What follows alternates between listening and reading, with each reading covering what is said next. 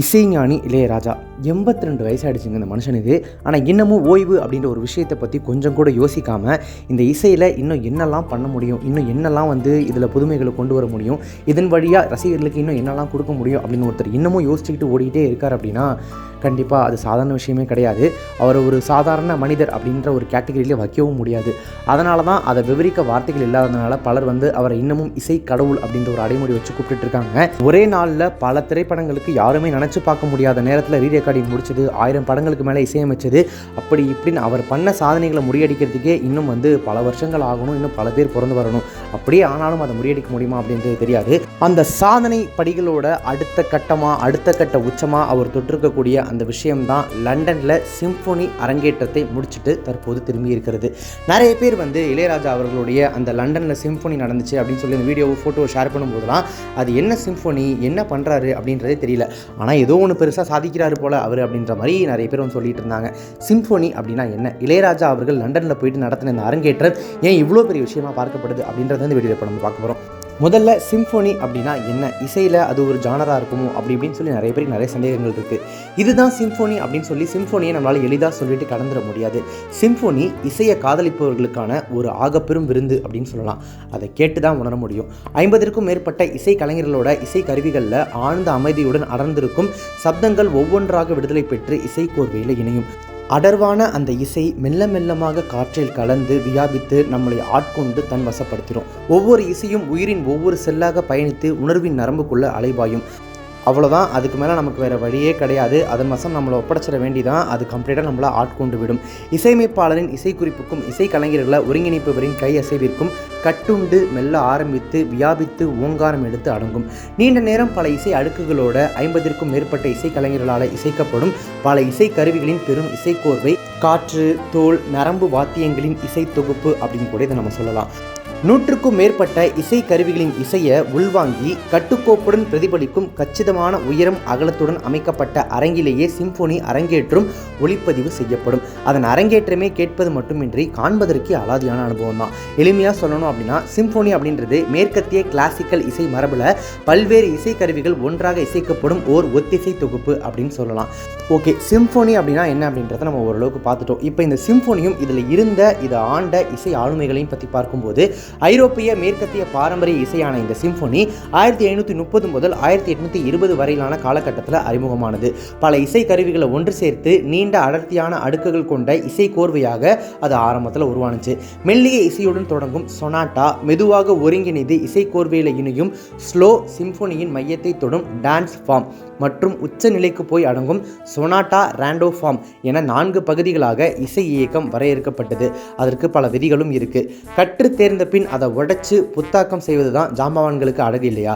Joseph Hayden, Mozart, Beethoven என அடுத்தடுத்து வந்த இசை ஜாம்பவான்கள் சிம்பொனி வடிவத்தை மேம்படுத்தி இசை கோர்வைகளை ஆழமாகவும் அடர்த்தியாகவும் பெரும் உணர்ச்சி மிக்கதாகவும் புதுமை மிக்கதாகவும் மாற்றிக்கிட்டே வந்தாங்க. ஒவ்வொரு காலத்தின் இசை ஜாம்பவான்களும் சிம்பொனியில் தங்களின் இசை ஆளுமைகளை வெளிப்படுத்தி மேம்படுத்திக்கிட்டே வந்தாங்க. இளையராஜா அவர்கள் லண்டனில் போயிட்டு இந்த சிம்பொனி அரங்கேற்றத்தை நடத்தும் போது பல பேர் சோஷியல் மீடியாக்களில் மொசார்ட், பீத்தோவன் இப்போ அவங்களுக்கு அப்புறம் இளையராஜா தான் அப்படின்றத பேசி நீங்கள் பார்த்துருப்பீங்க, போஸ்ட்டாக போட்டு பார்த்துருப்பீங்க. அப்படின்னா ஏன் அப்படி சொல்கிறாங்க அப்படின்னு கேட்டிங்கன்னா, இளையராஜாவுக்கு சிம்பொனி இசையை அரங்கேற்றணும் அப்படின்றது நீண்ட நாள் நெடும் கனவு. 1986ஆம் ஆண்டு முதலே அதற்காக தன்னை தயார்படுத்திக்க அவர் தொடங்கிட்டார். மேற்கத்திய இசை கூட நம்ம இந்திய நாட்டுப்புற இசை, கர்நாடக இசை, இந்துஸ்தானி இசையை ஒருங்கிணைச்சு 1986ஆம் ஆண்டில் ஹவு டு நேம் இட், 1988ஆம் ஆண்டில் நத்திங் பட் விண்ட் அப்படின்ற நீண்ட நேர இசை தொகுப்பை வெளியிட்டிருந்தார். அதெல்லாம் இப்போ கூட யூடியூப்பில் அவைலபிளாக தான் இருக்குது, நீங்கள் தாராளமாக போயிட்டு கேட்கலாம். டாப் பெஸ்ட் சிம்பொனி ஆர்கெஸ்ட்ராவை வச்சு 2005ஆம் ஆண்டில் திருவாசகத்தை மேற்கத்திய இசைக்கருவிகளின் இசையோடு வெளியிட்டார். இப்படி தொடர்ந்து சிம்பொனி அமைக்கிறதுல அவர் ஆர்வம் காட்டிட்டு தான் வந்துட்டு இருக்காரு.